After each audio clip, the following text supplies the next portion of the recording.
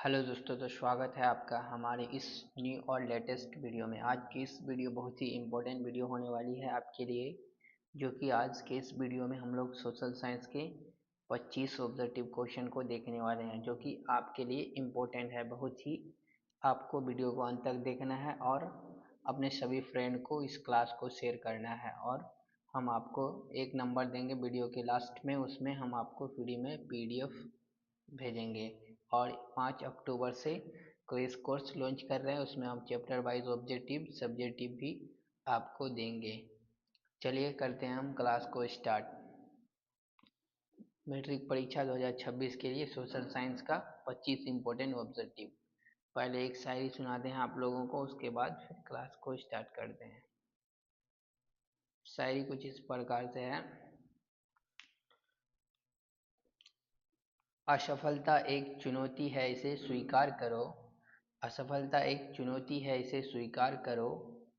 क्या कमी रह गई देखो और सुधार करो। क्या कमी रह गई और देखो और सुधार करो। क्या कमी रह गई देखो और सुधार करो। आपको देखना है कि आपका अंदर कमी क्या है और उसको ही सुधार करना है। चलिए हम बढ़ते हैं। शायरी यही था। देखिए आप, ये आदमी कैसे सीढ़ी के ऊपर चढ़ रहा है, ऐसे ही आपको देखना है कि आपके अंदर कमी क्या है और सुधार करना है। चलिए क्वेश्चन देखते हैं। क्वेश्चन नंबर यहाँ पे आप देखेंगे 26 दिखा रहा है, क्योंकि हम लोग 25 नंबर तक कर लिए थे, इसलिए 26 से शुरू करते हैं। 26 नंबर क्वेश्चन क्या है? निम्नलिखित में से किसे लोकतंत्र का प्राण माना जाता है? सरकार को, न्यायपालिका को, संविधान को, राजनीतिक दल को? तो प्राण किसे माना जाता है? राजनीतिक दल को। ऑप्शन नंबर डी में दिया गया है राजनीतिक दल, जो कि राइट है। चलिए हम बढ़ते हैं आगे। क्वेश्चन नंबर 27 देखते हैं। क्वेश्चन नंबर 27 है, यूरेनियम का प्रमुख उत्पादक केंद्र है? डिगबोई है, झरिया है, घाटशिला है, जादूगोटा है? आपको बताना है कौन सा है। तो इसका राइट आंसर हो जाएगा ऑप्शन नंबर डी, राइट हो जाएगा, जादूगोटा है। चलिए हम बढ़ते हैं आगे। क्वेश्चन नंबर 28 देखते हैं। क्वेश्चन नंबर 28 है, लोकसभा में निर्वाचन हेतु कुल, हेतु मतलब के लिए, निर्वाचन के लिए कुल सीटों की संख्या कितना है? 542, 544, 543, 545? तो इसका राइट आंसर हो जाएगा दोस्तों ऑप्शन नंबर डी, 545। चलिए हम बढ़ते हैं आगे। क्वेश्चन नंबर 29 देखते हैं। क्वेश्चन नंबर 29 है, कार्यपालिका में ऊर्जा होनी चाहिए। कार्यपालिका में ऊर्जा होनी चाहिए तो विधायिका में दूरदर्शिता, जबकि न्यायपालिका में सत्य के प्रति निष्ठा और समय होनी चाहिए। यह किसका कथन है? यह बात किसने कहा था? तो ऑप्शन ए में दिया है मार्टिन लूथर किंग ने, ऑप्शन बी में दिया है अब्राहम लिंकन ने, ऑप्शन सी में दिया गया है अलेक्जेंडर हैमिल्टन ने, ऑप्शन डी में दिया गया है जॉर्ज वाशिंगटन ने। तो इसका राइट आंसर हो जाएगा दोस्तों 29 का, आपको बताना राइट आंसर हो जाएगा option number C is the right answer, Alexander ने। चलिए हम बढ़ते हैं आगे। क्वेश्चन नंबर 30 देखते हैं। क्वेश्चन नंबर 30 क्या है, इनमें किस देश में मिश्रित अर्थव्यवस्था है? अमेरिका में, चीन में, भारत में? इनमें से कोई नहीं। तो अपना भारत में मिश्रित अर्थव्यवस्था है। चलिए बढ़ते हैं आगे। क्वेश्चन नंबर 31 देखते हैं।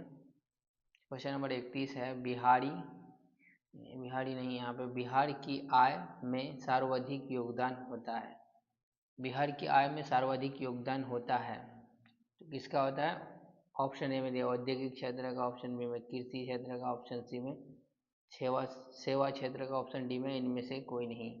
तो बिहार की आय में कृषि क्षेत्र का सर्वाधिक योगदान होता है, यानी कि सब कोई बिहार में ज़्यादातर लोग कृषि करते हैं, खेती करते हैं। चलिए बढ़ते हैं आगे। क्वेश्चन नंबर 32 देखते हैं। क्वेश्चन नंबर 32 है, राष्ट्रीय आय में वृद्धि होने में प्रति व्यक्ति आय में होती है। तो राष्ट्रीय आय में वृद्धि होगा तो प्रति व्यक्ति आय में भी वृद्धि होगी। ऑप्शन ए में दिया कमी, बी में वृद्धि, ऑप्शन ए बी दोनों, ऑप्शन डी में दिया कोई नहीं। तो ऑप्शन नंबर बी राइट हो जाएगा, वृद्धि होती है। चलिए बढ़ते हैं 33 नंबर क्वेश्चन देखते हैं। क्वेश्चन नंबर 33 है, वियना किस देश की राजधानी है? फ्रांस की, इंग्लैंड की, ऑस्ट्रेलिया की, रूस की? वियना किस देश की राजधानी है?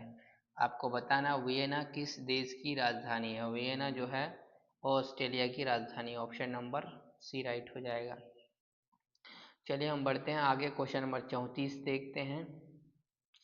यंग यूरोप का स्थापक कौन था? मेजनी था, गैरीबाल्डी था,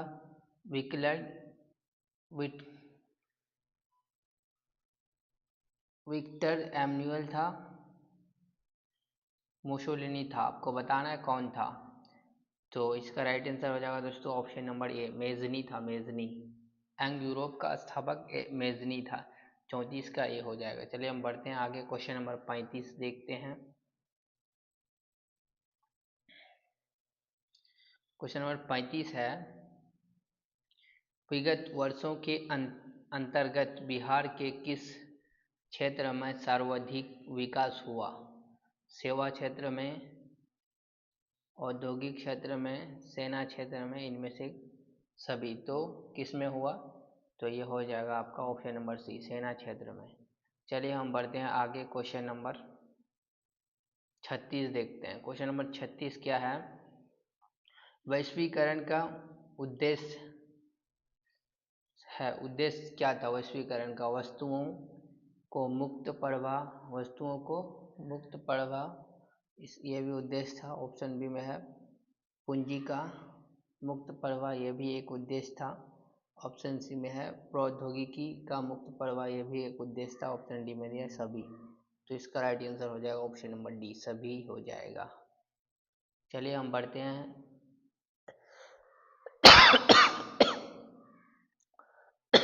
सॉरी दोस्तों। चलिए हम बढ़ते हैं आगे, क्वेश्चन नंबर 37 देखते हैं। क्वेश्चन नंबर 37 है, सोपानी कृषि किस राज्य में प्रचलित है? यानी कि कौन सा राज्य में सोपानी कृषि होती है? ऑप्शन में ए में है हरियाणा, बी में है पंजाब, ऑप्शन सी में है बिहार, ऑप्शन डी में उत्तराखंड। आपको बताना है 37 नंबर का आंसर। 37 का ऑप्शन नंबर डी राइट हो जाएगा, उत्तराखंड में प्रचलित है। चलिए हम बढ़ते हैं आगे, क्वेश्चन नंबर 38 देखते हैं। क्वेश्चन नंबर 38 है, उपभोक्ताओं के शोषण के लिए मुख्य प्रकार है? क्या है मुख्य प्रकार? मापतोल में कमी, मिलावट,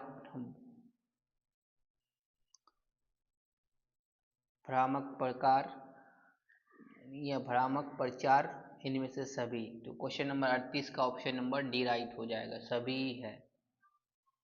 चलिए हम बढ़ते हैं आगे, क्वेश्चन नंबर 39 देखते हैं। क्वेश्चन नंबर 39 है, आतंकवाद किस प्रकार का आपदा है? आतंकवाद जो है वो हो जाएगा मानव जनित, क्योंकि वह मानव ही आता है आतंकवाद बन के। ऑप्शन ए में मानव जनित, ऑप्शन बी में प्राकृतिक, कृत्रिम, इनमें से कोई नहीं। तो मानव जनित राइट हो जाएगा ऑप्शन नंबर ए। चलिए हम बढ़ते हैं, क्वेश्चन नंबर 40 देखते हैं। क्वेश्चन नंबर 40 है, सूखे के लिए जिम्मेदार कारक है? वर्षा में कमी, भूकंप, मार, ज्वालामुखी? तो यह हो जाएगा वर्षा में कमी, ऑप्शन नंबर ए राइट हो जाएगा। चलिए हम बढ़ते हैं आगे, क्वेश्चन नंबर देखते हैं। क्वेश्चन नंबर 41 देखते हैं। इटली एवं जर्मनी वर्तमान में किस महादेश के अंतर्गत आता है? उत्तर अमेरिका, दक्षिण अमेरिका, एशिया, यूरोप? तो आपको बताना है किसके अंदर आता है, किसके अंदर आता है। 41 का आंसर बताइए। तो 41 का डी हो जाएगा राइट, यूरोप। चलिए हम बढ़ते हैं आगे, क्वेश्चन नंबर 42 देखते हैं। क्वेश्चन नंबर 42 कहता है, रूस में जार किसे कहा जाता था? किसे कहा जाता था? प्रधानमंत्री को, सम्राट को, सेनापति को, समाज्ञ को। तो सम्राट को कहा जाता है जार। चलिए हम बढ़ते हैं क्वेश्चन नंबर 43 देखते हैं। 43 नंबर है, पूर्ण स्वराज की मांग किस प्रस्ताव कांग्रेस के किस अधिवेशन में पारित हुआ था? लाहौर में, लखनऊ में, मुंबई में, यहाँ पे बम्बई में, ऑप्शन डी में गया है। तो ऑप्शन नंबर ए राइट हो जाएगा, लाहौर में। चलिए हम बढ़ते हैं आगे, क्वेश्चन नंबर 44 देखते हैं। 44 में है, भारतीय डाक विभाग की स्थापना किस वर्ष हुई थी? 1954 में, 1947 में, 1753 में, 1854 में। तो कब हुई थी आपको बताना है, 44 का आंसर देना है।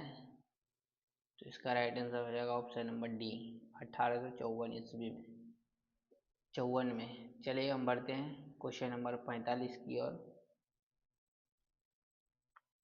क्वेश्चन नंबर 45 है, इनमें ऊर्जा का गैर परंपरागत स्रोत क्या है? जल है, कोयला है, पेट्रोलियम है, सूर्य किरणें हैं। तो ये सूर्य का किरणें हो जाएगा गैर परंपरागत। चलिए हम बढ़ते हैं आगे, क्वेश्चन नंबर 46 देखते हैं। क्वेश्चन नंबर 46 है आपके स्क्रीन में, बिहार में पंचायती राज संस्थाएं हैं। बिहार में पंचायती राज संस्थाएं एक स्तरीय है, दो स्तरीय, त्रिस्तरीय, चार स्तरीय। तो इसका राइट आंसर हो जाएगा ऑप्शन नंबर सी, त्रिस्तरीय है। चलिए हम बढ़ते हैं क्वेश्चन नंबर 47 देखते हैं।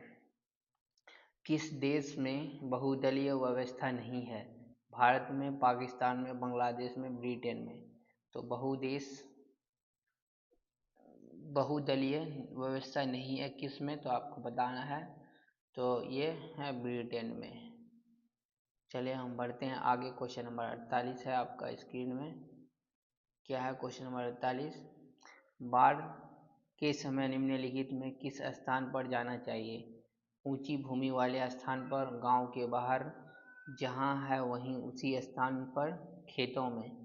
तो जब बाढ़ आता है तो ऊंची स्थान पर जाना चाहिए, ऑप्शन नंबर ए राइट है हो जाएगा। आपको बताना है यहाँ पे टोटल हम लोग 2 क्वेश्चन नहीं है, टोटल 48 क्वेश्चन है। इसमें हम लोग अभी 23 क्वेश्चन किए। 23 में आपको बताना है आपका कितना याद था और कितना आपको याद करने की अभी ज़रूरत है। आपको पीडीएफ चाहिए फ्री में, तो आप हमारे इस नंबर से कांटेक्ट कीजिए, मैसेज कीजिए, हम आपको फ्री में पीडीएफ सेंड करेंगे। 8102487870 इस नंबर से आपको कांटेक्ट करना है, मैसेज करना है व्हाट्सएप में, आपको पीडीएफ भेज दिया जाएगा। और हम आपको बता देते हैं कल 5 अक्टूबर है, तो कल क्रैश कोर्स 7:30 शाम में 7 बजे लॉन्च होगा।